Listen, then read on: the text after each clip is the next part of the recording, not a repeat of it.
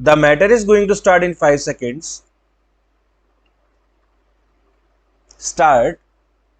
If you scan the history of the railways in this country, you will see that it was the presidency towns Bombay, Madras, and Calcutta that determined the pattern of our railways as well as of our industrial and economic growth. The British, when they landed in this country, established trading centers called forts. In Madras, it was Fort St. George. In Calcutta, it was Fort St. Williams. And in Bombay, it was merely a fort, and there was one in Surat also.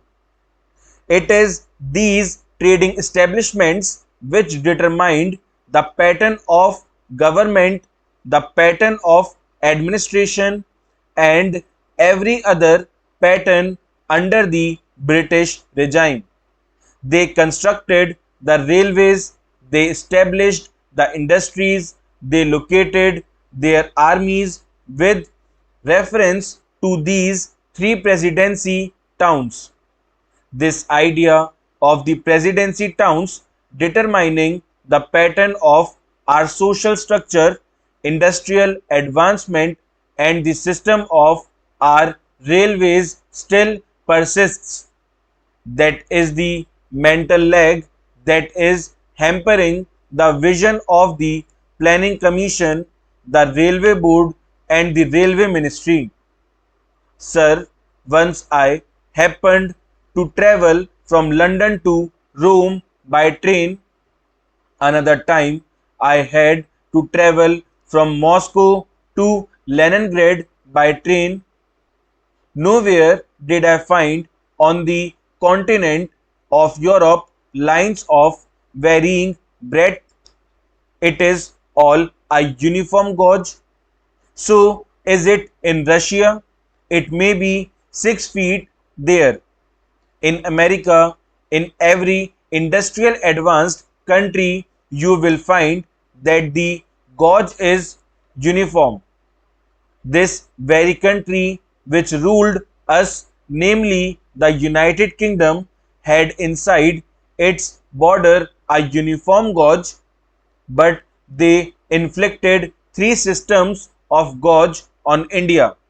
They thought that that would perpetuate what is called their domination, or in the negative sense that it would impede the industrial and economic growth of India. Secondly, it would make India always the customer and purchaser of lines and locomotives and rolling stock from the United Kingdom. In the old days, I am told it is the government which built the broad gauge line, and it is the private companies that took to the meter gauge and the narrow gauge, though they may not have had the distinction of private and public sector in view. Then it now appears that what the so-called public sector then did has been good, and what the private sector then did has been to our disadvantage. I would appeal to these agencies to introduce a uniform gauge throughout India. In this connection, it will be interesting to note the talk of the Honorable Railway Minister about the schools, primary schools, higher secondary schools, and higher schools for the Indian Railways. If you examine the previous speech of the Railway Minister and also the working report of the Railway Board, you will find that the same figure is repeated every year.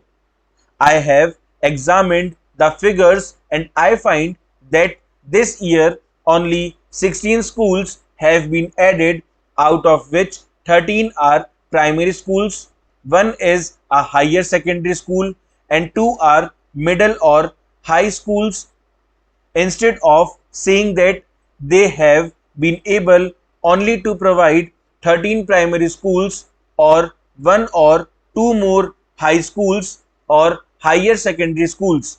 The same figures are repeated in the speech.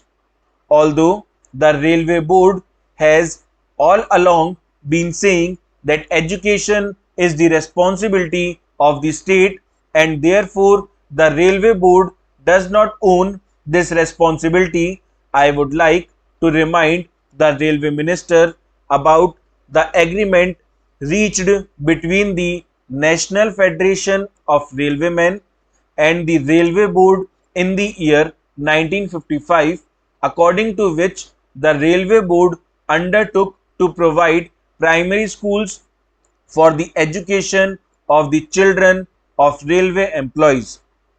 Sir, as I told you earlier, I had to say many things on the floor of this house, but I will conclude with only one or two more observations.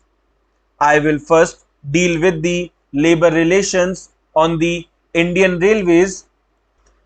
I slightly differ from my honorable friend when he quoted me as saying that the permanent negotiating machinery has completely failed. It is a fact that this machinery is not functioning satisfactorily. At certain places, it has failed. There is no doubt about it. But I would say in this house, most frankly, that at the board's level, this machinery has been working successfully. But this is not the position so far as the zonal railways are concerned. I do not say that in all the zonal railways it is so, but in certain zonal railways and in most of the divisions of these railways it has failed. I was expecting that the railway minister would examine the working of this machinery in all the railways. What is the greatest defect in this machinery? This machinery suffers to the extent that at the board level, if there is difference of opinion between the railway board and the railway labor, no arbitration machinery is provided to settle the disputes. The provision in this machinery is that as and when an occasion arises, an ad hoc tribunal would be set up by government. Full stop.